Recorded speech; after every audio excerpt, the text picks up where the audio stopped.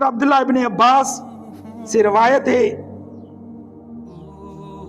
کہ حضور صلی اللہ علیہ وآلہ وسلم نے اپنے رب عز و جل سے روایت کرتے ہوئے فرمایا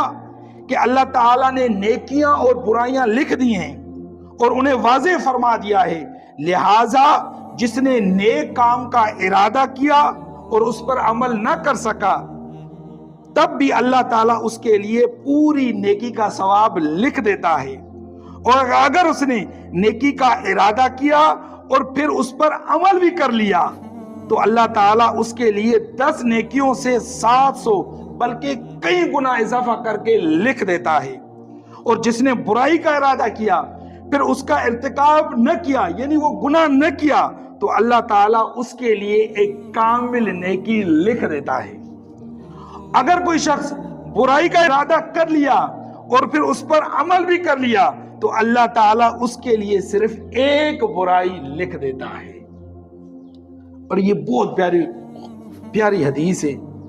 کہ دیکھیں اللہ تعالیٰ اپنے بندوں سے کتنی محبت کرتا ہے۔ حضرت ابو ذر بیان کرتے ہیں کہ رسول اکرم صلی اللہ علیہ وآلہ وسلم نے فرمایا کہ اللہ تعالیٰ فرماتا ہے کہ جو شخص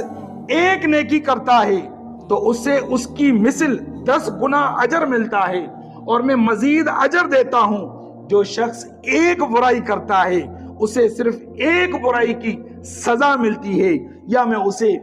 معاف کر دیتا ہوں، اور جو بقدر ایک بالشت میرے قریب ہوتا ہے تو میں اسے بقدر ایک ہاتھ قریب ہوتا ہوں، اور جو مجھ سے بقدر ایک ہاتھ قریب ہوتا ہے تو میں اسے بقدر 4 ہاتھ قریب ہوتا ہوں، اور جو شخص میرے پاس چلتا ہوا آتا ہے میں اس کی طرف دوڑتا ہوا آتا ہوں، اور جو شخص تمام روح زمین کے برابر